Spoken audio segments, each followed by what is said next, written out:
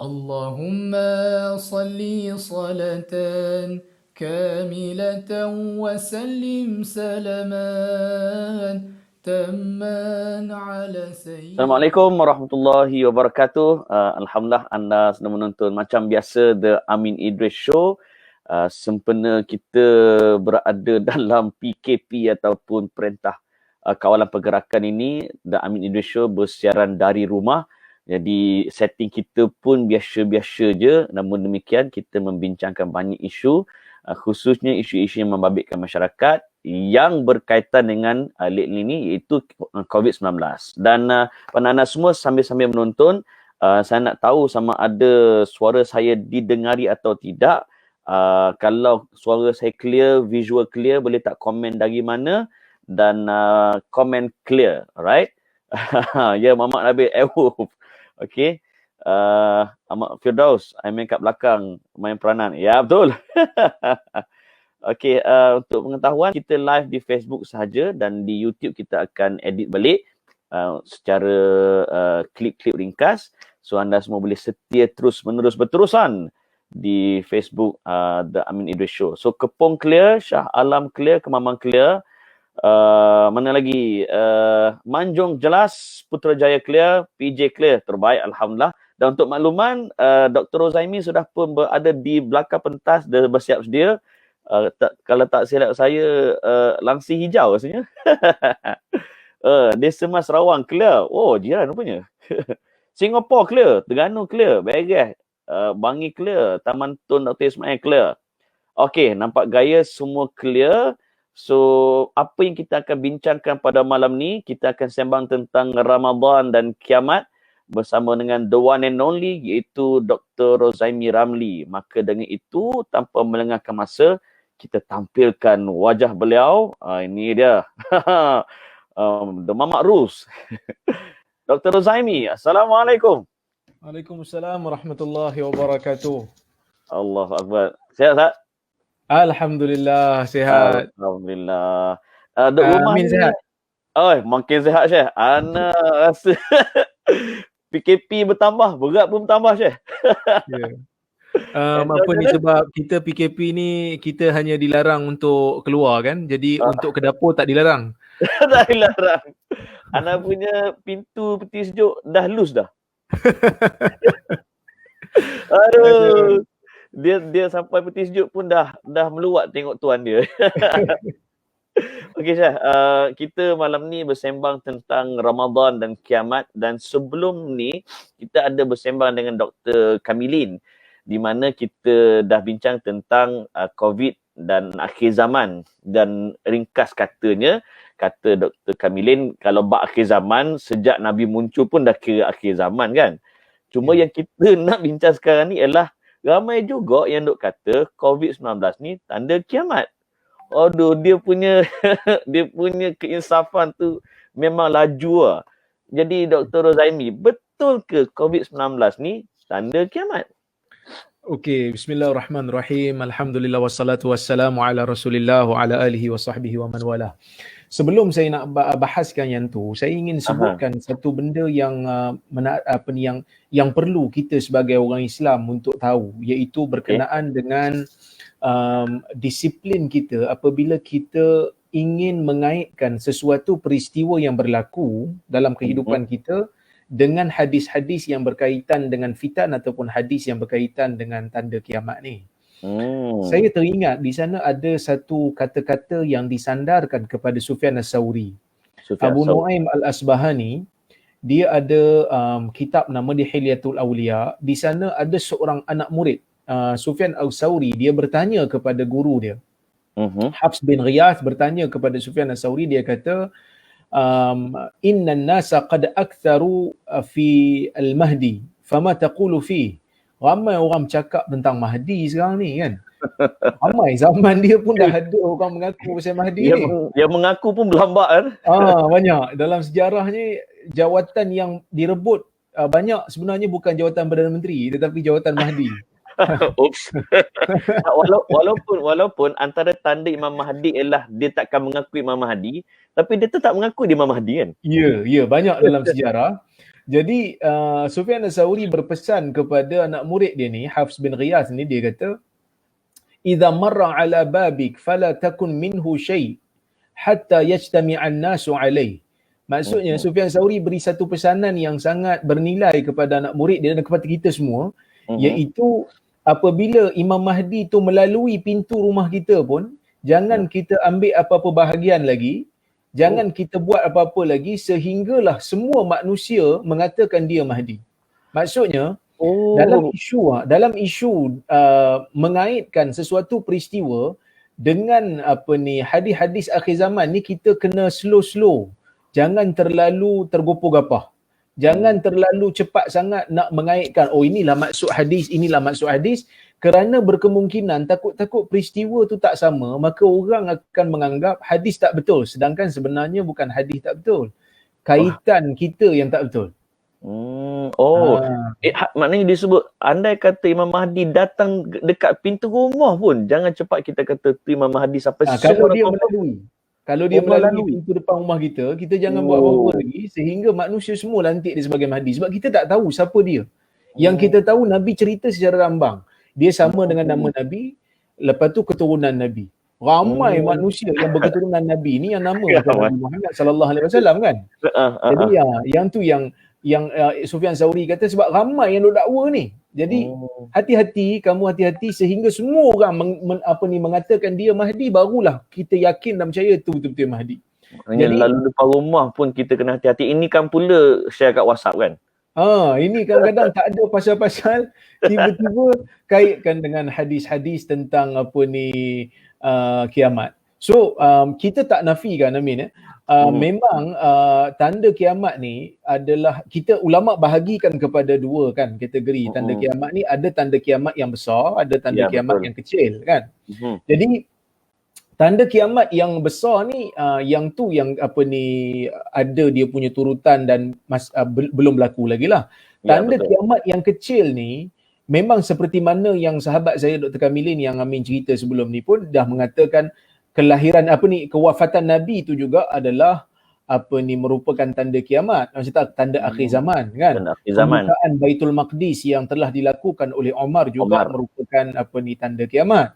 Jadi di sana ada tanda kiamat yang kita panggil sebagai mati yang kita panggil wabak dan kematian yang berskala besar.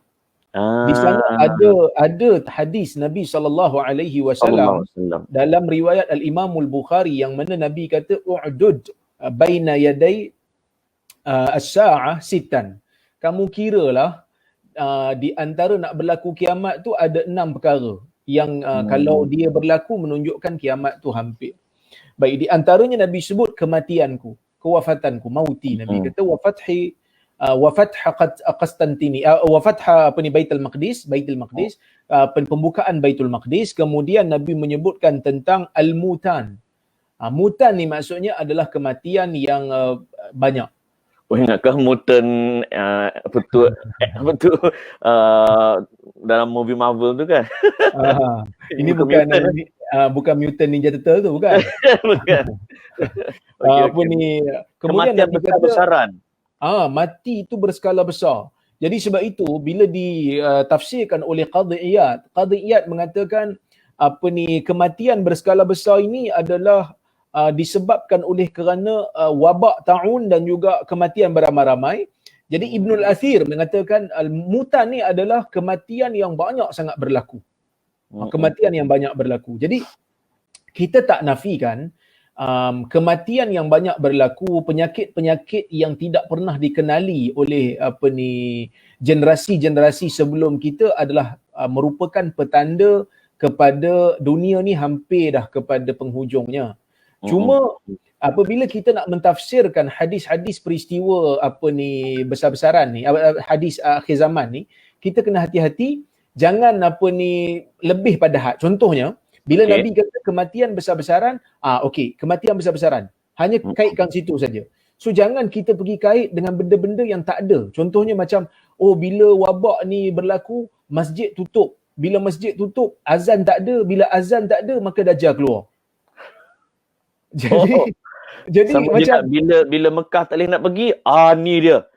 Zu Aswai Qatain dah nak main dah. Zus kata nak main. So kita kata yang pertama sekali adalah kita bukan juru cakap Dajjal lah kan. Jadi bila kita jadi bila kita bukan juru cakap Dajjal, kita hanya perlu berpada dengan hadis-hadis Nabi SAW berkaitan dengan Dajjal. Sekadar kajian saya tak jumpalah pula riwayat yang mengaitkan coronavirus ni dengan Dajjal. Kalau nak kira masjid tutup menyebabkan Dajjal akan keluar, sebenarnya masjid ditutup ni pertama bukanlah kita saja tutup, kan? Betul. Bukan saja tutup. Kita tutup bila ada sebab. Bila ada orang kata nak menjaga nyawa, kan? Jadi bila kita tutup ni ada alasan yang kukuh. Memang Nabi pun dalam hadis menyebutkan tentang orang yang makan bawang putih dan bawang putih yang mentah ni dan juga kuras daun bawang tu yang berbau tu, bila makan Nabi tak bagi datang ke masjid. Jadi menunjukkan bila ada kemungkinan untuk kita menyakiti orang lain, maka kita dilarang untuk pergi ke masjid. Dan di sana saya ingin bacakan dalam kitab Siyar A'lamin Nubala. Dalam kitab Siyar A'lamin Nubala kata Imam Zahabi menulis wa kana al-qaht 'aziman bi Mesir wa bil Andalus. Ketika mana di zaman silam pernah berlaku satu kemarau besar-besaran, iaitu pada zaman, kalau tak silap saya, zaman Abbasiyah. Dia kata wama uhida qahtun wala wabaun mithluhu bi Qurtubah hatta baqiyatil masajid mughlaqah bila musallin wa summiya amal ju'il kabir. Maksudnya berlaku satu peristiwa yang itu kemarau yang terlalu besar di Mesir dan Andalus, di Spain, dan tidak pernah berlaku kemarau dan juga wabak sepertinya di Cordova, sehingga masjid-masjid ditutup tanpa ada orang yang solat di dalam dia. Maksudnya benda tu pernah berlaku. Ya, Imam Zahabi, ulama kurun ke-8 Hijrah telah pun bercerita tentang wabak yang menyebabkan masjid ditutup. Jadi kalau penutupan masjid menyebabkan Dajjal keluar, zaman tu Dajjal keluar dah sepatutnya. Betul juga. Kemudian yang keduanya, masjid kita tak tutup untuk imam dan juga petugas masjid, jawatankuasa masjid. Mereka masih lagi azan, kan? Jadi sebab itu sekadar kalau kita nak kata wabak dan penyakit adalah petanda kiamat kecil, betul. Tapi penyakit dan wabak ni bukan hanya berlaku pada zaman kita saja. Pada zaman sahabat pun dah berlaku ta'un Amawas tu. Dan yang lagi menyebabkan yang lagi besar kematian dia, yang menyebabkan sahabat Nabi yang bernama Abu Ubaidah, Muaz ibnu Jabal, Shurahbil, Fadl bin Abbas, semuanya terkorban, kan? Jadi pernah berlaku juga di dalam sejarah ta'un yang dipanggil sebagai ta'un Jarif, kan? Di Iraq pada masa tu, yang dikatakan dalam masa 3 hari sahaja, dalam masa 3 hari saja 70,000 orang yang terkorban dalam tahun ni. Dalam masa 3 hari. Ya. Jadi itu juga merupakan di antara tanda dunia ni nak pergi ke penghujung dah. So kita sebut sekadar tu cukup. Memang ada penyakit yang Allah Ta'ala akan turunkan disebabkan oleh kerana apa? Disebabkan oleh kerana kemungkaran yang dilakukan oleh manusia, Allah Ta'ala turunkan bala bencana. Ini yang disebut dalam hadis Ibnu Majah. Ya Allah. Maknanya pertama, para ulama pesan jangan kita cepat kaitkan dengan tanda kiamat apa-apa yang berlaku sampai betul-betul confirm. Ya. Kedua, hadis tu sendiri pun tak ada kait langsung dengan coronavirus, dan tak ada hadis pun yang menyebut bahawa virus ni kita boleh kaitkan dengan tanda kiamat. Betul macam tu? Ya, betul. Maksudnya sekadar penyakit dan wabak menyebabkan kematian beramai-ramai, itu saja tanda kiamat. Adakah corona termasuk? Ya, kita pasti corona termasuk. Tapi hadis yang menceritakan tentang corona ni secara spesifik memang tak ada lah. Kerana zaman dulu pun kita pun tak tahu coronavirus yang COVID-19 ni pun baru dimunculkan, kan? Ada penonton kita, best juga dia punya soalan, Arif Mahdi. Doktor, ada sebahagian guna yadullah ma'al jamaah untuk mengatakan orang yang sentiasa berjemaah, terutamanya masjid, confirm selamat dari COVID-19. Macam mana? Yang tak boleh belah tu lepas tu. Pertama sekali, bila sebut yadullahi ma'al jamaah tu betul lah, pertolongan Allah tu sentiasa bersama dengan jamaah kan. Betul, sehingga Nabi pun sebut dalam hadis orang yang duduk bersendirian lebih mudah untuk diserang oleh serigala berbanding dengan orang yang duduk secara beramai-ramai ataupun innama ya'ludzibu minal ghalamil qasiyah. Ya, itu betul. Cuma dalam isu untuk mengaitkan ataupun untuk mengawal diri daripada wabak, kita kena tanya kepada orang-orang yang berada dalam bidang itu. Dalam isu ni Kementerian Kesihatan lah. Sebab itu dalam hadis, kita bila nak baca hadis, kita kena baca hadis tu secara holistik. Kita tak boleh baca secara berasingan. Iaitu secara holistiknya, bila kita tengok dalam hadis, Nabi SAW tidak membenarkan orang untuk masuk ke bumi yang ada wabak taun. Kan dalam hadis Nabi kata idza waqa'a bi ardin fala taqdimu alaih. Kan dalam hadis Nabi kata idza waqa'a bi ardin fala taqdimu alaih wa idza waqa'a bi ardin wa antum biha fala takhruju firaran minhu. Kamu dalam hadis Bukhari kan, bila dia berlaku di satu tempat, kamu kat luar, kamu jangan masuk. Bila dia ada di tempat kamu jangan keluar kerana lari. Kenapa Nabi suruh begitu? Kerana Nabi nak mengawal hajar kita panggil al-hajar sihi, kuarantin. Nabi ajar konsep kuarantin, Nabi ajar konsep kita jangan bercampur dalam sebab itu dalam hadis yang lain Nabi kata la yuridul musih alal mumrid kan. La yuridul mumrid alal musih. Jangan orang yang sakit ni pergi bercampur dengan orang yang sihat supaya tidak berlaku jangkitan. Tapi adakah maksudnya bila kita tak pergi masjid, maksudnya kita akan menyebabkan pertolongan Allah tidak berlaku? Tidak, kerana kita berjemaah juga di rumah. Kan janganlah bila tak pergi masjid, masuk kat rumah pun tak berjemaah lah di rumah. Tunjukkanlah suara sedap itu kepada isteri dan anak-anak. Inilah maksudnya. Inilah maksudnya. Okey, ada juga penonton kita tanya, Ahmad Fazwan, betul ke ada sahabat yang minta doa untuk kena penyakit taun? Ada tanya, adakah itu merujuk kepada doa Muaz yang minta dikenakan penyakit taun? Betul ke Dr. Zaimi? Oh, yang ni saya tak pasti, kena semak balik sahih ke tidak riwayat ini. Nanti kita semak balik lah kalau ada. Okey, dan saya pernah sebelum ni dekat Twitter kata ramai orang duk kalut kata 15 Ramadan ni akan turunnya dukhan lah, lepas tu berlaku kiamat lah bagai. Tapi amal tak jaga, TikTok bukan main laju kan. Kita duk kalut bincang bila kiamat.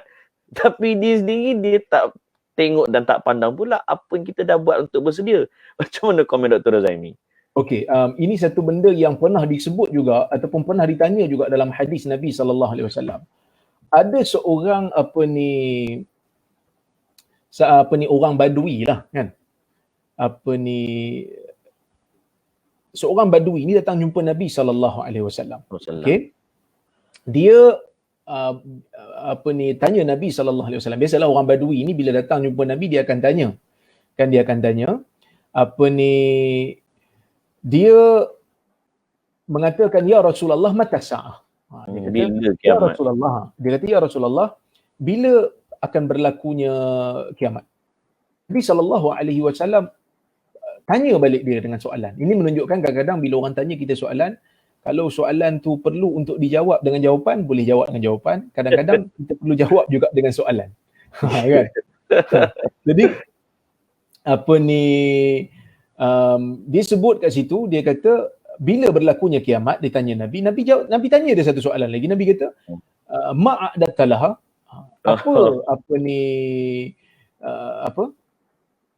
apa yang engkau telah sediakan untuk diri engkau ni, amalan apa yang kau telah sediakan untuk bertemu dengan hari kiamat tu. Jadi maksudnya kita ada satu problem, kadang-kadang kita terlalu mencari kaitan di antara peristiwa dengan hadis kiamat, tetapi kita tak bersedia pun. So dalam hadis ni Nabi SAW ada dua jawapan.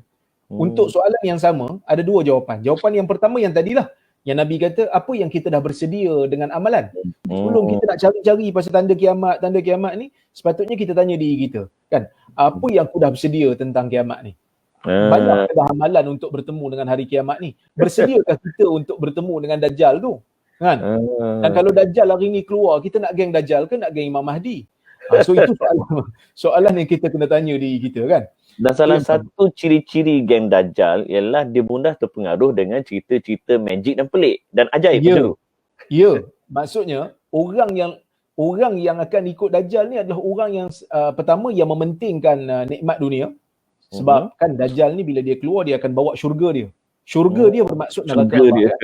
Dia akan bawa syurga dia.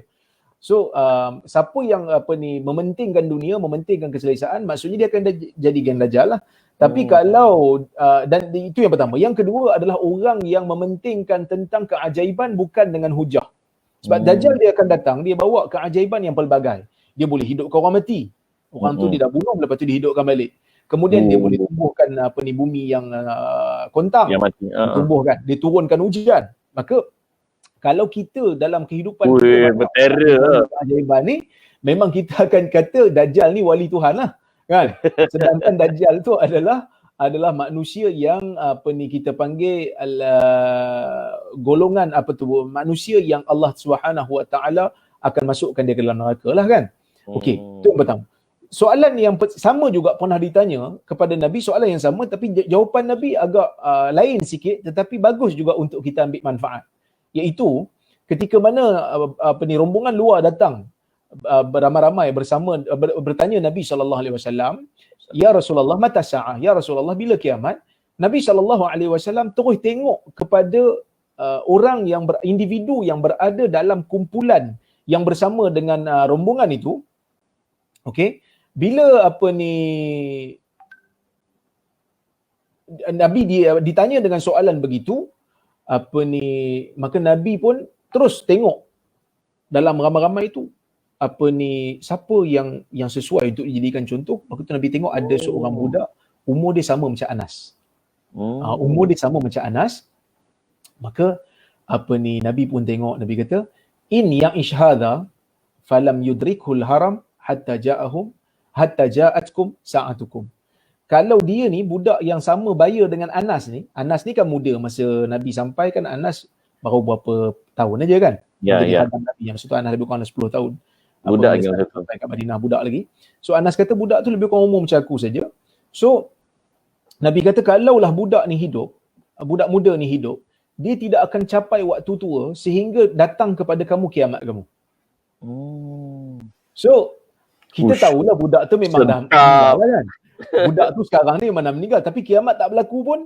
Tak ada pun kiamat, budak tu dah meninggal dah. Nabi kata dia tak sampai umur tua, kiamat orang yang bertanya tu akan berlaku. So kiamat ni ada dua lah, satu kiamat besar, satu kiamat kecil kan. Kiamat kecil ni matilah. Sebab itu Hisham ketika yang menjadi perawi pada hadis ni dia kata ya'ni mautakum. Yang Nabi maksudkan itu ialah kematian. Kita duk sibuk-sibuk pasal kiamat tak buat apa-apa. Kita lupa kadang-kadang yang mungkin kita mati esok. Yang tu kena prepare. Itu kena prepare. Sebab tu Nabi kata kamu kalau budak ni hidup lama, dia tak sampai tua pun kamu akan mati dulu. So prepare lah untuk mati yang mungkin lebih dekat berbanding dengan kiamat yang agak sedikit jauh pada kamu. So kepada mana-mana kaki-kaki TikTok tu, hashtag mohon terasa. Ada viewers tanya, Dr. Razami ada install apps TikTok ke? Sebenarnya saya tak tahu TikTok tu apa. Sampailah bila jadi isu ni, barulah orang bagi tahu saya TikTok tu apa. Saya pun tak tahu TikTok tu apa kan. Jadi sebab tu dibuat kontes tu, saya pun duk tanya-tanyalah TikTok ni apa benda.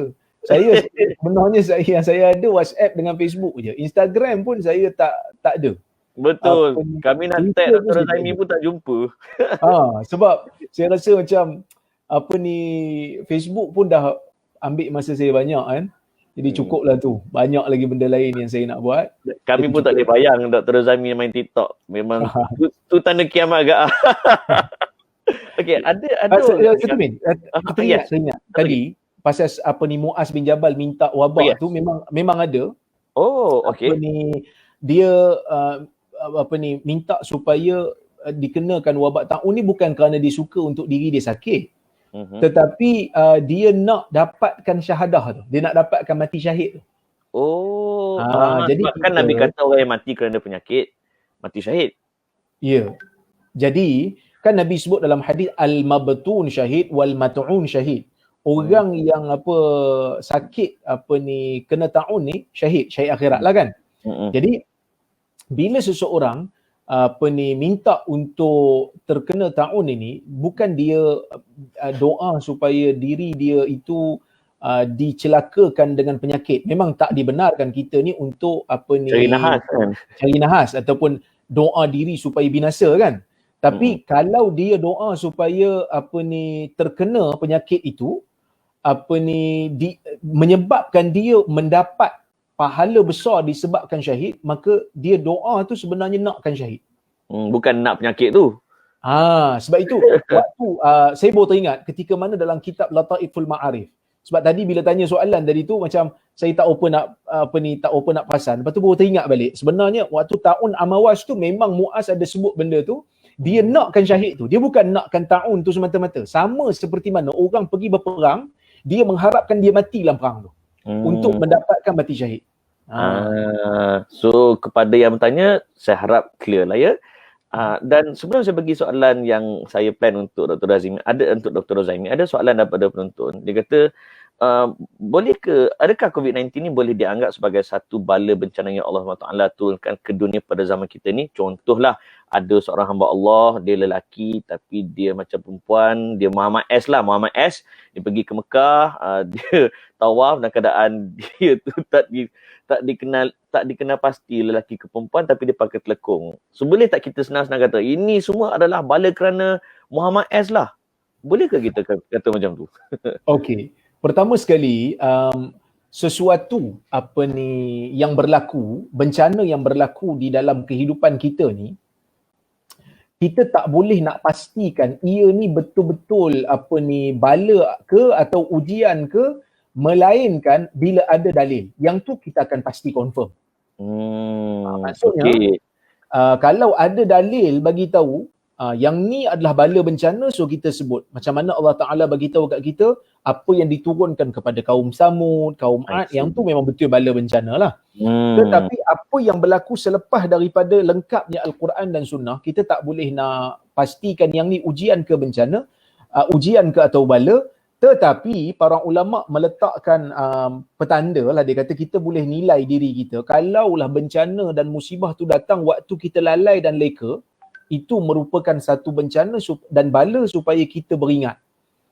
Maksudnya Allah Ta'ala menurunkan sesuatu musibah kalau dalam keadaan kita memang tengah lupa pada Allah, tengah melakukan maksiat pada Allah, maka itu adalah bencana. Tetapi kalau diturunkan waktu kita sedang berada dalam ketaatan kepada Allah, datang juga, dan setelah kita muhasabah diri, kita rasa macam tak ada kita buat apa-apa kesalahan, tiba-tiba datang juga, maka yang tu ujian. Sebab itu Nabi sebut dalam hadis kan, ada dua kan. Yang pertama, Nabi sebut tentang hadis yang Ibnu Majah tadi, Nabi kata, "Idza zaharal al-fahisha fi qaumin", Nabi kata, "Summa yu'linu biha illa fasha",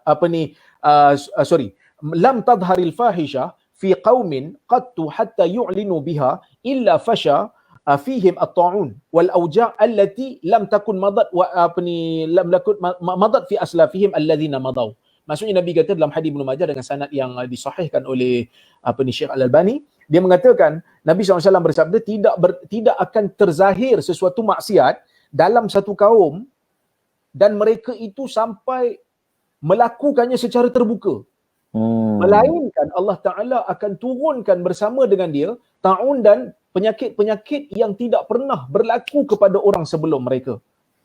I see. Okay, itu satu. Maksudnya ada hadis Nabi bagi tahu bila kita melakukan maksiat, turun penyakit, turun musibah, yang tu petanda ia adalah bala. Satu lagi Nabi sebut dalam hadis, Nabi kata asyaddun nasi bala'an al-anbiya summal amthal fal amthal. Orang yang paling kuat menerima ujian daripada Allah adalah para nabi, dan orang yang paling kuat ikut Nabi dan paling kuat ikut Nabi kan. Maksudnya orang yang ikut jalan Nabi pun akan diberikan ujian oleh Allah. Sebab itu kita tengok Muhajirin pun Allah Ta'ala uji, Ansar pun Allah Ta'ala uji, mereka kalah di Uhud dan seumpamanya. Jadi bagaimana kita nak menentukan sesuatu musibah itu bala atau bencana ataupun ujian? Maka kita tengok kepada keadaan diri kita. Ada tak sesuatu musibah itu menjadi ujian pada satu puak dan bala bencana pada satu puak yang lain, boleh jadi. Kerana dalam hadis, boleh ke saya sharekan skrin kat sini? Kita try tengok. Okey.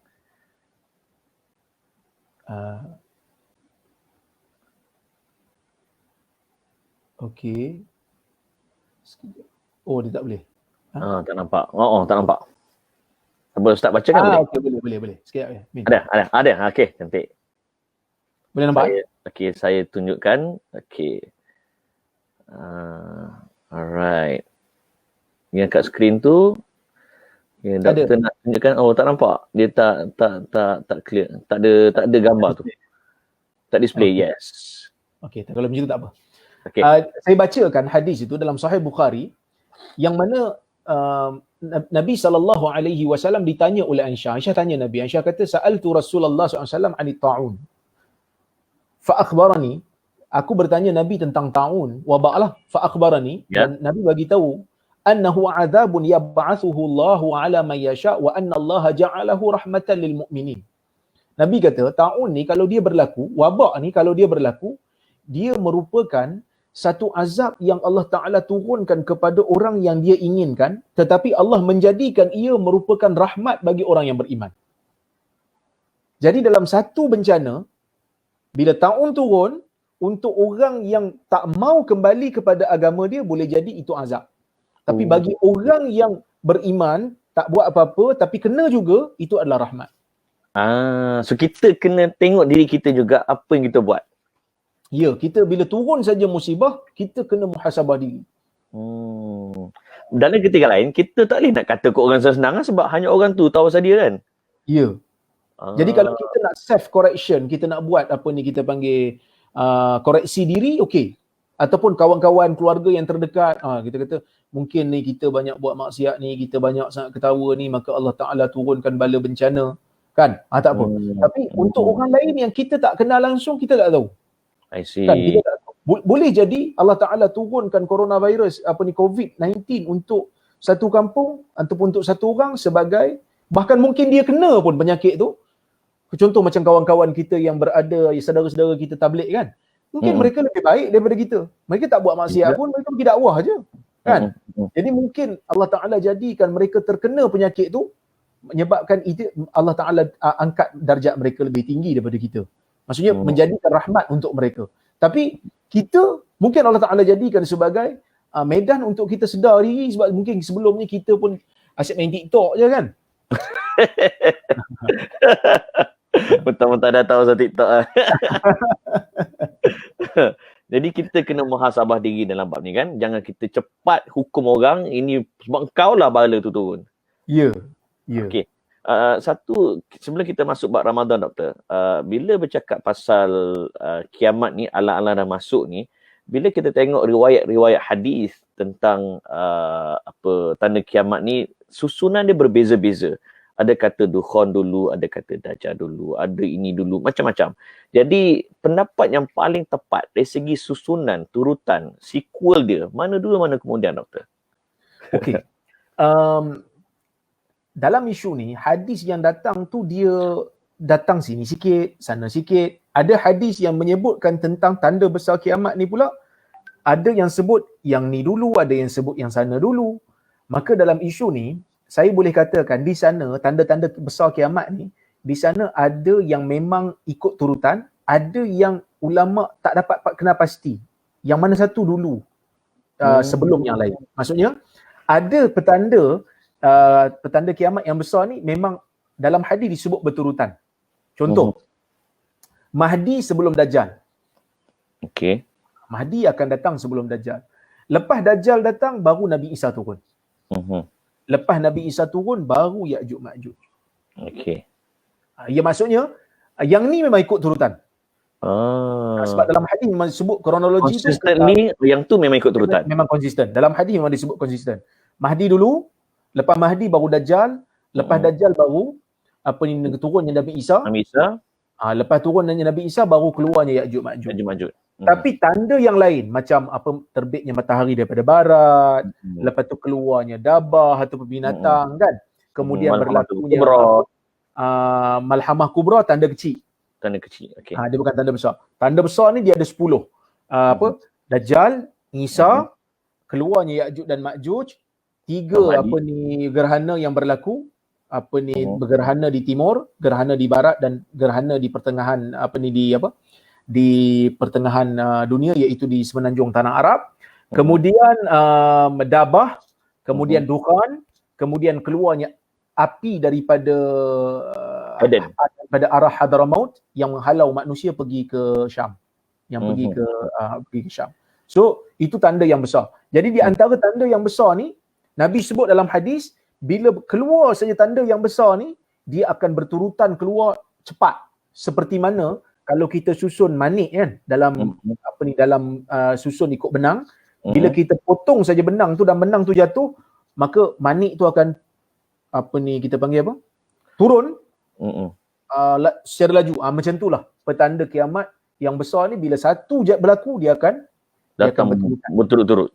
Ya. Tapi yang tersusunnya dalam hadis, Mahdi, Dajjal, Nabi Isa, Ya'juj Ma'juj. Lepas daripada tu ulama ada khilaf. Ada yang kata matahari terbit dululah, ada yang kata bukan, ada yang kata Dabah dulu, ada yang kata Dukhan dulu. Wallahu ta'ala a'lam, yang ni kita tak pasti. Dan macam biasalah, ada yang kata Malhamah Kubra tu merujuk kepada Perang Dunia Ketiga. Saya rasa macam doktor sebutlah, selagi mana tak confirm betul-betul berlaku, jangan kata. Ya. Kalau kita nak mentafsirkan sesuatu peristiwa yang ni disebut oleh para ulama, di antaranya ada satu kitab yang bagus, tapi itulah masalahnya ditulis dalam bahasa Arab. Dia tulis tajuk tajuk dia saya ingat balik, Ma'alim wa Manarat fi Tanzilil Ahadisil Fitan wa Asyrati Sa'ah 'alal Waqa'i wal Hawadis.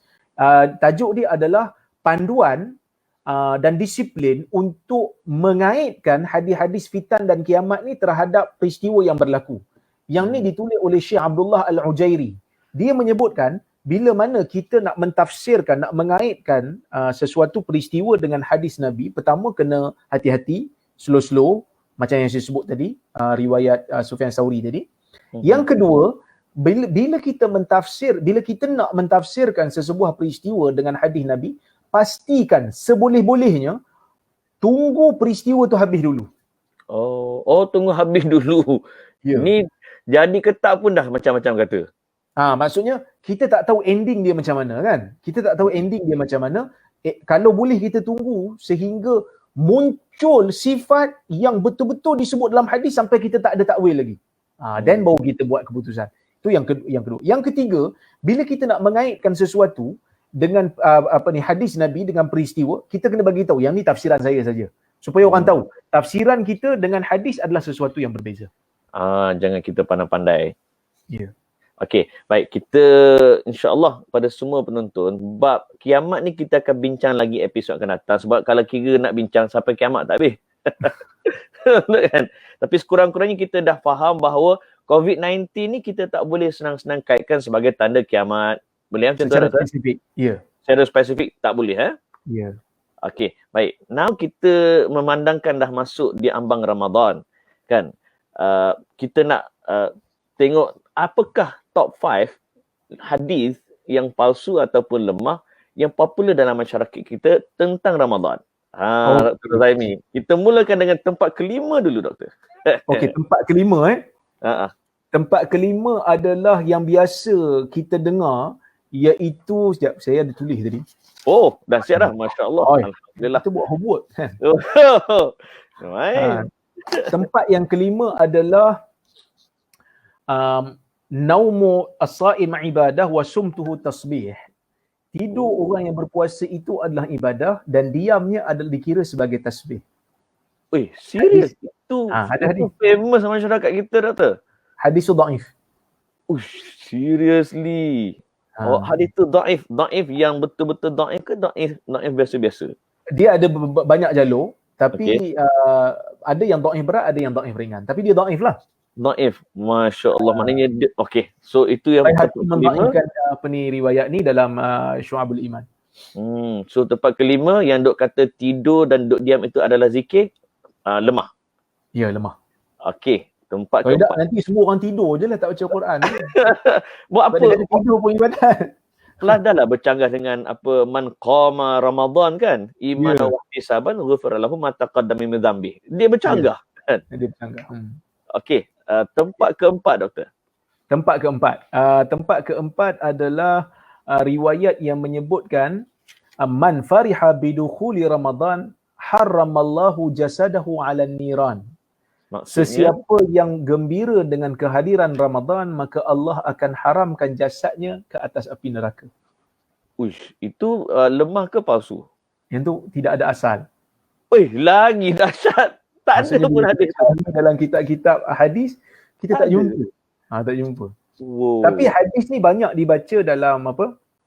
Dalam tazkirah Ramadan. Oh. Selalu dibaca. Siapa yang gembira kerana datangnya Ramadan, maka jasad dia diharamkan daripada api neraka. Allah. Kan biasanya orang kita, bukan kata orang kita saja.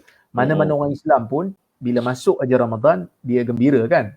Sebab bulan Ramadan ni adalah pesta untuk kita beribadat, adanya tarawih, adanya puasa. So suasana kekeluargaan pun kuat, sahur sama-sama, buka sama-sama.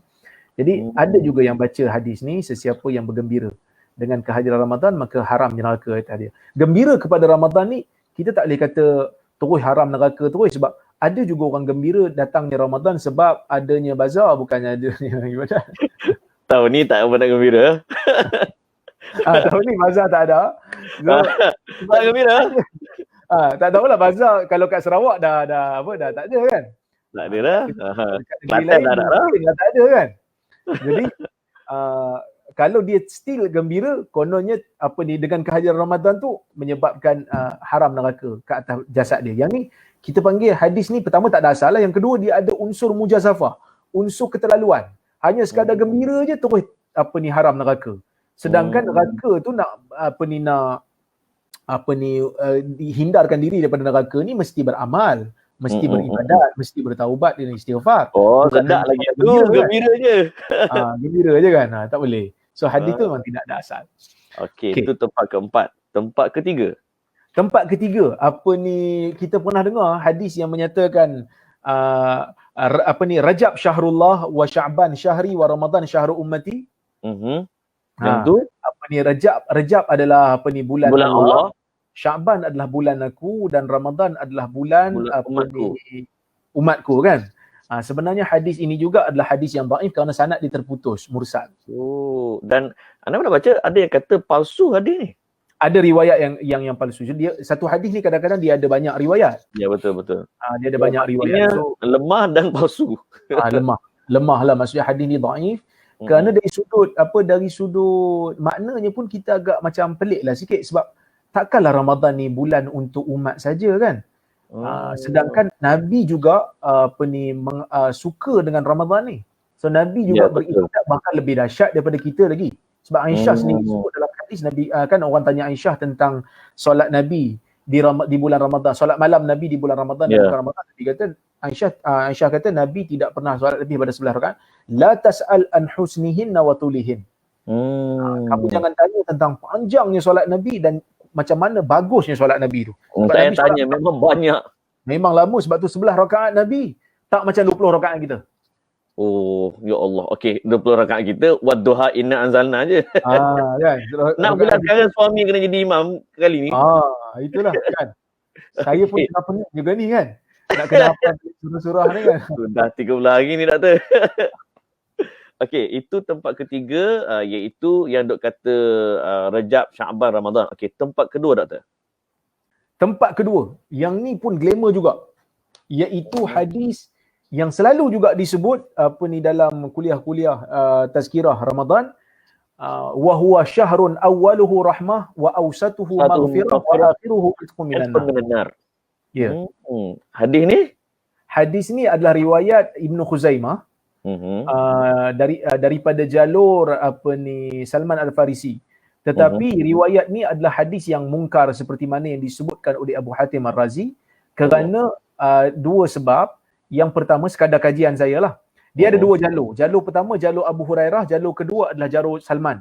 Jalur Abu Hurairah riwayat dia terlalu dhaif. Perawi dia ada perawi yang matruk dalam tu, tak boleh pakai. Yang paling kuat adalah riwayat Salman. Riwayat Salman ni Dia datang daripada jalur Ali bin Zaid bin Juda'an. Yang mana dia ni, Ali bin Zaid ni dah dhaif. Lepas tu dia pula meriwayatkan daripada Sa'id bin Musayyib. Yang mana Sa'id bin Musayyib meriwayatkan daripada Salman. Jalur ni jalur yang pelik kerana Sa'id bin Musayyib jarang sangat meriwayatkan daripada Salman. Okey, itu apa ni dari sudut sanad lah. Dari sudut matan pula, bila hadis membahagikan Ramadan kepada 3 bahagian, yang mana awaluhu rahmah, awalnya rahmat, wa awsatuhu maghfirah, tengahnya adalah pengampunan, wa akhiruhu itqum minan nar, dan yang akhir adalah pembebasan daripada api neraka. Hadis ni pun pelik kerana ia menyanggahi hadis-hadis yang sahih, yang mana dalam hadis sahih menyebutkan yang mana Nabi SAW bersabda, Allah Ta'ala ni akan membebaskan manusia pada setiap malam di bulan Ramadan. Wa dzalika fi kulli lailah. Maksudnya bagi setiap Allah malam. Utaqa minan nar. Bagi Allah ni ada orang-orang yang akan dibebaskan setiap malam akan berlaku daripada bulan Ramadan. Dan dalam hadis Nabi menyebutkan idza jaa Ramadan futihat abwabul jannah wa ghuliqat abwabun nar wa sufidati syayatin, kan. Bila datang bulan Ramadan akan dibuka pintu syurga, akan ditutup pintu neraka dan akan dibelenggu syaitan. Maka ini memberikan isyarat bahawasanya keseluruhan Ramadan adalah rahmat, keseluruhan Ramadan adalah pengampunan, keseluruhan Ramadan adalah pembebasan daripada api neraka. Dia tak ada satu juzuk tu tak ada. Hari-hari rahmat, hari-hari bebas api neraka, hari-hari maghfirah. Ya. Oh, itu nombor 2, doktor. Ya. Okey, jadi hadis nombor 1 yang paling hadis yang kedua tu dia jadi polemik besar. Oh, okey. Polemik besar lah sebab gaduh. Ini boleh gaduh ni, kan. Tapi dia orang kata pandai-pandai je orang ni kata tak sahih, mungkar apa semua. Ibnu Khuzaimah riwayat dalam sahih dia kot. Tapi Ibnu Khuzaimah ni kita kena tahu dia punya metodologi. Metodologi Ibnu Khuzaimah, dia memang nak himpunkan hadis sahih, tapi kalau ada hadis-hadis yang tak sahih, dia akan bawakan kalau ia berkaitan dengan bab yang dia letakkan, tapi dia akan beri isyarat. Contohnya macam ada hadis Ibnu Khuzaimah riwayat, dia kata wa fil qalb min hadzal hadis syai'. Dalam jiwa aku pada hadis ni ada sesuatu yang tak kena. Masa Ibnu Khuzaimah bawa hadis yang Ramadan ni permulaannya adalah rahmat, tengahnya adalah pengampunan, akhirnya pembebasan daripada neraka, dia kata in sahal khabar. Dia letak kat situ dekat tajuk tu, sebelum dia bawa hadis tu dia kata in sahal khabar. Jika khabar ini sahih.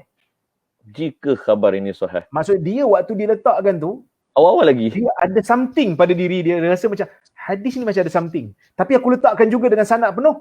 Jika hadis ni sahih, okey, pakailah. Kalau hadis ni tak sahih, okey lah, kan. Maksudnya dia macam lain macam. Maksudnya itu di antara metodologi. Sebab tu ada orang kaji, satu tesis PhD yang mengkaji tentang metodologi Ibnu Khuzaimah ni, dia kata itu di antara metodologi Ibnu Khuzaimah dalam nak menyatakan penyakit bagi hadis. Dia akan sebut beberapa perkataan. Antaranya, jika khabar ini sahih, dalam jiwaku ada masalah pada hadis ini. So itu di antara cara-cara dia menta'lilkan hadis. Menyatakan penyakit bagi sesebuah hadis. Ya, okey. Itu tempat kedua yang duk famous tentang awalnya rahmat, tengahnya maghfirah, akhirnya dijauh daripada api neraka. Ya. Nombor 1, hadis tentang Ramadan palsu ataupun lemah yang popular dalam masyarakat kita, Dr. Razaimi. Silakan. Okey. Yang paling glamour dalam masyarakat kita tentang hadis berkaitan dengan Ramadan ni adalah hadis kelebihan tarawih ikut malam. Malam ni solat dapat apa, esok solat dapat apa. Yang ni masa kita kecil-kecil dulu memang akan dibaca oleh imam-imam masjid sebelum solat tarawih. Ya, dia akan baca. Dan saya ada satu pengalaman waktu saya buat master dekat UIA. Waktu tu saya baru pindah ke Kuala Lumpur, duduk di Gombak masa tu. So saya bila Ramadan je, hari pertama bulan Ramadan tu saya pergilah ke surau tu untuk sembahyang tarawih. Jadi pengurusi masjid tu dia baca. Dia kata ni malam ni kita tuan-tuan kita solat kita dapat pahala sekian-sekian, kan. So masa tu saya adalah ustaz jemputan untuk bagi tazkirah kat situ. Okey. Itulah kali pertama, sebab itu saya ganti orang. Orang tak kenal lagi Rora masa tu. Orang tak kenal lagi. Sebab saya baru pindah ke Kuala Lumpur. Masa tu sihat sikit? Masa tu memang tengah, orang kata apa, sadar lah pada. Dan saya pernah tengok sendiri, ada orang bila imam tu baca tentang kelebihan tarawih malam tu, disebabkan kelebihan tu tak apa nak berjelira, dia balik. Dia balik. Dia kata, esok sedap sikit. Oh, parah. Lepas tu, bila dia baca, saya bagi tazkirah. Bila saya bagi tazkirah, saya terus tegur. Saya kata, hadis ni palsu. Hadis ni tidak ada disebutkan dalam mana-mana kitab hadis yang bersanad. Saya menjangkakan bila saya tegur tu, orang akan kecil hati lah. Tapi, pengurusi yang menerima teguran saya tu, sampai sekarang menjadi follower kepada kuliah saya. Sampai sekarang. Saya masa tu buat master, UIA. Saya cuti belajar di Jordan, masih lagi masih kontak. Sampai sekarang dia masih lagi follow saya punya kuliah di Madrasah Tarbiyah Gombak. Allahu Akbar. Maksudnya ada orang yang memang mengambil teguran kita tu sebagai medan untuk berubah. Ada juga. Ada orang dia kecil hati kan. Ada orang dia terima. Di antara tanda kepalsuan hadis tu yang pertama adalah hadis tu tak disebut dalam mana-mana kitab hadis yang bersanad. Okey. Seperti mana yang disebut oleh Syaiuti, mana-mana hadis di zaman kemudian yang tidak ada dalam mana-mana hadis bersanad, itu petanda palsu. Itu pertama. Yang kedua, hadis ni mengandungi petanda hadis palsu yang jelas. Seperti mana kata Al-Burhan An-Naji, dia kata mana-mana hadis yang menjanjikan apa-apa ibadat, pahala ibadat sama dengan pahala seorang Nabi, itu tanda palsu. Maksudnya kalau kita buat ibadat ni, kita dapat pahala seorang Nabi. Itu tanda palsu, clear palsu. Ni Burhan An-Naji sebut. So saya bagi contoh hadis ni bila dia kata solat malam ni dapat apa, solat malam ni dapat apa, dia sebut pada malam ke-8 sesiapa yang solat tarawih pada malam ke-8 dapat pahala seperti pahala Nabi Allah Ibrahim. Pada malam ke-9 siapa yang solat dapat seperti pahala Nabi Muhammad. Pada malam ke-17 sama seperti pahala sekalian para nabi. Kena hak malah, dia pergi hak pahala segala nabi. Itu kalau dia solat tahun tu. Kalau dia solat tahun lepas, maksudnya 2 kali sekalian para nabi, tak ada nabi boleh lawan dia. dia tapau habis. Dia tapau habis. So, kalau kita percaya kata hadis ni hadis betul, kita dah menghina Nabi. Takkanlah kita boleh lawan pahala Nabi. Bila kata solat malam 17 dapat pahala seperti sekalian para nabi, kita campur pahala Nabi Adam, pahala Nabi Ibrahim, pahala Nabi Nuh, pahala Nabi Muhammad. So, Nabi Muhammad pengalahan kita. Kalau orang kita kata senang buat duit ni, senang buat pahala. Ini senang sangat ni buat pahala kan. Dah laju pula sembahyang kan. Taklah baca Allah je. Jadi itu memang petanda palsu jelas. Okay, dan pada yang sedang menonton, jangan risau. InsyaAllah lepas ni saya akan edit buat klip ringkas. Top 5 hadis lemah dan palsu tentang Ramadan. Jangan risau insyaAllah. Dan Dr. Zaimin pun insyaAllah kita akan jemput dia lagi pada semasa ke semasa Ramadan nanti. Sebab ramai orang tanya doktor tentang malam ganjil, ada pula yang tanya tentang ni sebelum Ramadan dia bermaaf-maafan, ada yang buat kenduri. Itu sedikit komen doktor yang jenis alhamdulillah dia gembira nak sambut Ramadan, dia pun buat kenduri apa dan sebagainya. Of course Nabi buat ke tak? Kalau Nabi tak buat, boleh ke kita buat? Pertama sekali kita kena tahu memberi makan kepada orang lain ini adalah satu amalan yang dituntut. Sebab itu dalam hadis ketika mana Nabi SAW ditanya ayyul islami khair dalam Sahih Bukhari, apakah Islam yang paling baik? Nabi kata tut'imut ta'am wa taqra'us salam ala man arafta wa man lam ta'rif. Memberi makan dan memberikan salam kepada orang yang kamu kenal dan orang yang kamu tak kenal. So memberi makan ni satu sunnah yang baik.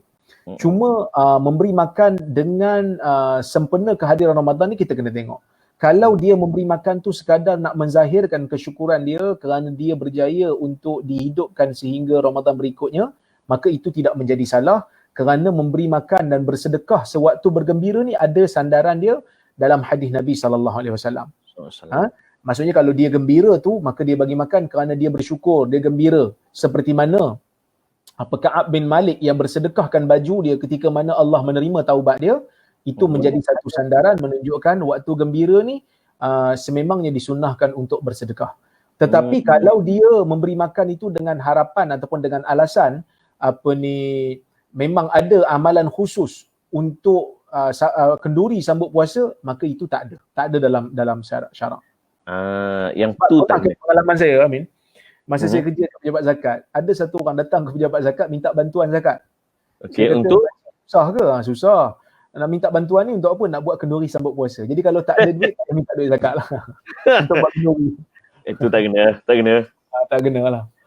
Dan sikit doktor sebab kita dulu kan belajar UIA. So bila tarawih kat kampung, lepas tu pergi tarawih UIA, dia terkejut sebab lepas solat Isyak biasanya Bilal akan berselawat.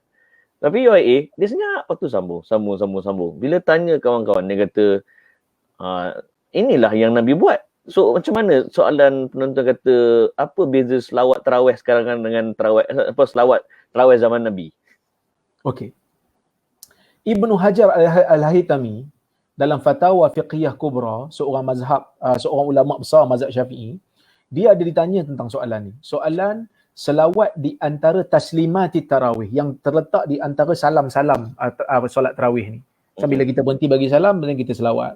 Sebenarnya zaman dia pun ada orang bertanya pada dia soalan ini, maka dia menjawab, dia kata, sesiapa yang melakukan selawat ini dengan kepercayaan bahawasanya selawat itu dituntut pada tempat itu secara khusus, maka ia adalah bid'ah yang dilarang untuk orang tu lakukan. Tetapi jika dia itu berselawat kerana dia menganggap selawat itu adalah ibadat sunat untuk mengisi masa lapang dia, maka ia tidak menjadi satu kesalahan. Jadi dalam isu ni kita tengok dalam masyarakat Melayu dah ada ke tidak kepercayaan untuk selawat ini ada tak kepercayaan selawat ni sebahagian daripada ritual tarawih ataupun tidak? Kalau ikut pengalaman saya, memang sebahagian masyarakat, bukan kata sebahagian besar masyarakat Melayu menganggap ia adalah sebahagian daripada ritual tarawih. Buktinya wajib ada. Ya, dia mesti ada untuk menjadikan package tarawih itu lengkap. Buktinya bila saya pergi di satu surau, saya minta, sebab dia orang minta saya jadi imam, saya minta supaya selawat itu ditiadakan, dan kalau siapa nak selawat slow-slow saja, maka ada orang yang persoalkan dan pertikaikan, dan sampai gaduh jugalah, jadi panas jugalah surau tu. Ada yang kata tarawih tak sah. Ya. Jadi ada yang kata, sebab ayah saya waktu saya balik daripada Jordan juga, dia ada sekali tu dia tak mampu, dia tak sihat nak pergi ke masjid. Saya kata kat dia, saya kata tak apa, solat tarawih ni boleh buat di rumah. Dia kata, yalah memanglah boleh buat kat rumah, tapi tak hafal apa ni selawat-selawat tu. Jadi saya sebut kat dia, selawat-selawat tu bukan pun sebahagian daripada kesempurnaan tarawih. Jadi apa yang bagusnya Amin, untuk Ramadan tahun ni, bila kita dipaksa untuk sambut Ramadan di rumah, maka baru orang tahu sebenarnya selawat itu bukanlah sebahagian daripada package tarawih. Jadi sebahagian orang tu, setiap orang ada kebebasan nak buat ibadat apa yang dia nak. Katalah bila bagi salam aja, isteri di belakang kita nak tasbih, kita nak selawat. So kita selawat diam-diam, slow-slow, isteri tasbih slow-slow. Kita tak bolehlah nak paksa orang untuk selawat pada tempat tu setiap masa dan semua orang kena ikut. Sedangkan waktu tu adalah waktu yang diberi keluasan. Sebab zaman Imam Malik di Mekah, setiap kali berhenti 4 rakaat mereka akan mereka akan tawaf sunat. Mereka akan tawaf. Tempat itu adalah tempat ibadat secara umum lah. Ada nak tawaf pergi tawaf, ada nak baca Quran boleh baca Quran, siapa nak zikir tasbih boleh tasbih, siapa nak takbir boleh takbir, istighfar boleh istighfar, siapa nak selawat boleh selawat. Dan selawat pun bukanlah selawat dengan bentuk yang khusus begini-begini. So selawat Allahumma salli ala Muhammad, selawat Ibrahimiyah pun boleh. Maka setiap orang ada adalah yang macam Abu Bakar As-Siddiq, Umar Khattab, Sayyidina Osman. Yang tu dah tentulah tak ada zaman Nabi, sebab zaman Nabi ni khalifah lepas Nabi tak dilantik lagi. Sebab itu bila Nabi wafat, mereka duk mesyuarat dekat Sakifah tu siapa nak dilantik. Apa khalifah dulu? Nabi dah ada sebutan Abu Bakar sebagai khalifatul awal ni, dah tentu betul juga. Itu logik kan. Okey doktor. Jadi bagaimana sunnah pula mengajar kita persiapan menjelang Ramadan? Sebab of course ada di sana seolah macam orientasi lah supaya bila masuk Ramadan dia tak terkejut Allah puasa. Okey. Di antara perkara-perkara yang kita boleh fikirkan untuk kita lakukan, yang pertama ialah kita kena banyak berdoa supaya Allah rezekikan kita masuk ke dalam bulan Ramadan. Ada hadis, tapi ada hadis tu dia dhaif. Cuma boleh diamalkan untuk doa. Doa ni boleh guna hadis dhaif. Yang mana Nabi kata, Allahumma ahilhu alaina bil amni wal iman was salamati wal islam. Ya Allah, masukkanlah kepada aku dalam bulan ini, iaitu bulan Ramadan ini, dengan bil amni wal aman wal iman, bil amni wal iman, dengan keamanan dan keimanan, wassalamati wal Islam, dan keselamatan dan juga kekalkanlah Islam pada aku. So kita doa supaya bila masuk je bulan Ramadan ni, kita menjadi orang mukmin, kita menjadi orang Islam. Sebab ada orang masuk bulan Ramadan, dia tak jadi apa pada dia. Mungkin bertambah teruk juga pada dia. Kita tak mau. Kita nak bila masuk aja bulan Ramadan, dia merupakan satu madrasah, satu sekolah, satu universiti, yang bila orang PhD keluar pada universiti membawa gelaran doktor, kita masuk universiti Ramadan, kita membawa gelaran muttaqin, membawa gelaran orang yang bertakwa. Itu pertama. Yang kedua, boleh juga kita doakan dengan doa dhaif juga, tapi boleh doa, tak ada masalah. Allahumma barik lana fi Rajab wa Sya'ban wa ballighna Ramadan. Ya Allah, berkatilah kami dalam bulan Rajab dan Sya'ban, dan sampaikanlah kami ke dalam bulan Ramadan. Okey, sampaikanlah kami dalam bulan Ramadan. Okey. Kemudian bagi orang-orang yang nak kita panggil menerima Ramadan ini, kena azam dia letak dalam diri dia, aku ni kena jadi orang yang diampunkan bila keluar Ramadan nanti. Sebab ada hadis kan dalam Ibnu Khuzaimah, doa Jibril yang Nabi aminkan, siapa yang tak dapat pengampunan ketika mana Ramadan telah berakhir, Nabi akan kata dia ni manusia yang malang. Manusia yang tidak mendapat keuntungan. Kerana Ramadan ni adalah bulan yang sepatutnya dapat keampunan, tapi ada orang tak dapat keampunan. Dan banyakkan persediaan untuk menghafal Al-Quran, memperbetulkan bacaan Fatihah, kerana kita nak menjadi imam kepada keluarga ni. Betul. Kepada keluarga, so kita kena perbaiki bacaan. Kemudian kalau boleh kita belajarlah juga hukum hakam berkaitan dengan puasa ni. Hukum hakam berkaitan dengan puasa, supaya kita tahu mana satu yang dinamakan mana satu puasa yang membatalkan puasa, mana satu yang tidak membatalkan puasa. Kita kena belajar. Paling tidak waktu-waktu di rumah ni buka YouTube, cari pengajian yang membicarakan tentang hukum hakam puasa, supaya kita tidak beribadat dalam keadaan kita jahil, dan selagi mungkin kita jauhi maksiat kerana kita nak berhadapan dengan Ramadan ni sebagai latihan kita untuk menjadi orang yang bertakwa. Jadi kita tinggalkan maksiat selagi mungkin. Selagi mungkin. Dan kalau boleh bagi orang yang dah biasa puasa Isnin Khamis tu, teruskan puasa Isnin Khamis, teruskan puasa banyakkan puasa sunat. Cuma adalah hadis, perbahasannya panjang, masa kita pun mencemburui, yang mana Nabi kata idzan tasafa Sya'ban fala tasumu, bila Sya'ban dah berada di separuh, jangan berpuasa. Ada perbahasan, ada yang kata hadis tu dhaif, tetapi kalau mereka yang telah berpuasa Isnin Khamis ataupun telah berpuasa dah biasa berpuasa sebelum daripada 15 Sya'ban, maka teruskanlah puasa sebagai satu latihan. Kalau boleh solat malam tu diselalukan dan sepertinya. Okey, insya-Allah. Dan mungkin sedikit nasihat Ustaz, sebab bila kita dah belajar tentang hadis sahih, hadis palsu, hadis lemah, kadang-kadang kita ni terlalu semangat bila nampak orang yang beramal dengan hadis palsu, kita terus belasah dia kan. Sedikit advice Dr. Rozaimi supaya dalam kita berpegang pada hadis sahih pun kena pelihara akhlak kita juga. Okey. Saya sebutkan kepada, sebenarnya banyak video saya teguran pada diri saya sendiri dan juga kawan-kawan di luar sana. Kita kadang-kadang betul semangat untuk menjaga nama Nabi itu sunnah. Ya. Satu lagi, semangat untuk berakhlak dengan akhlak yang baik pun sunnah. Okey, jaga nama Nabi itu sunnah, berakhlak dengan akhlak yang baik, bertutur dengan perkataan yang baik juga sunnah. So kalau boleh kita amalkanlah dua-dua sunnah ni, jangan sampai semangat nak menjaga nama Nabi sampai kita maki orang. Maki orang lebih daripada had haram. Maka jangan buat benda haram kerana nak menjaga nama Nabi. Sama juga macam orang yang baca hadis palsu, nak ajak orang buat baik itu sunnah. Tapi tak boleh buat sunnah sampai buat benda haram sehingga menipu atas nama Nabi. So lama-lama kalau kita duk maki orang lebih pada had, kita tak ada beza dengan dia. Dia buat benda haram kerana baca nama Nabi secara palsu, baca hadis palsu. Kita juga buat benda haram dengan kita maki dia, sedangkan dia tak berhak untuk terima makian tu. Jadi tunjukkan dengan cara yang baik. Dia ada beza ya. Orang yang tersilap baca hadis dalam keadaan dia tak tahu, dengan orang yang sengaja mereka hadis palsu. Lain. Orang yang sengaja reka hadis palsu, ulama gelarkan dia sebagai dajjal, memang dia jahat sebab dia reka. Tapi kalau orang ni dia tersilap, dia tak tahu hadis tu palsu, seperti contohnya macam orang berbicara tentang Imam Ghazali yang memasukkan beberapa hadis palsu dalam kitab Ihya.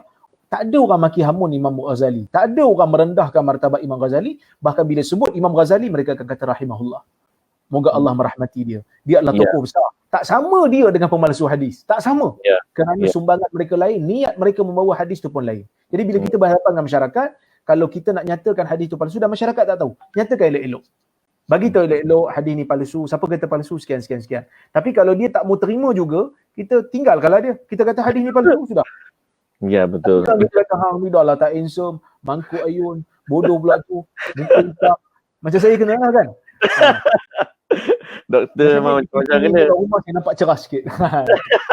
Ya, ramai kata malam ni Dr. Rozaimi terang benderang. Oh, insya-Allah. Itulah apa orang kata produk PKP. Dan dengan PKP ni jugalah insya-Allah kita akan pakat-pakat kembali pada sunnah, especially pada bulan Ramadan insya-Allah. Insya-Allah. Okay, Dr. Rozaimi, jazakallah khairan jazak di atas ilmu yang dikongsi malam ni. InsyaAllah berdasarkan permintaan ramai malam ni, mereka nak lagi. Oh, insyaAllah. Dan memandangkan PKP ni, doktor memang tak boleh nak pilih dah. Jadi insyaAllah nanti pada sebelum menonton kita akan bersama Dr. Rozaimi lagi pada episod-episod akan datang. Apa-apa pun, kita kena bagi ruang juga untuk Dr. Rozaimi rehat dulu, Doktor. InsyaAllah. Terima kasih. Wa anta fa jazakallah khair. Wa iyyak, insyaAllah. Jazakallah, Doktor. Allah jazakumul khair. InsyaAllah. Assalamualaikum. Waalaikumsalam. Itu dia Dr. Rozaimi Ramli, cukup dahsyat dan luar biasa perkongsian ilmu yang diberikan oleh Dr. Rozaimi.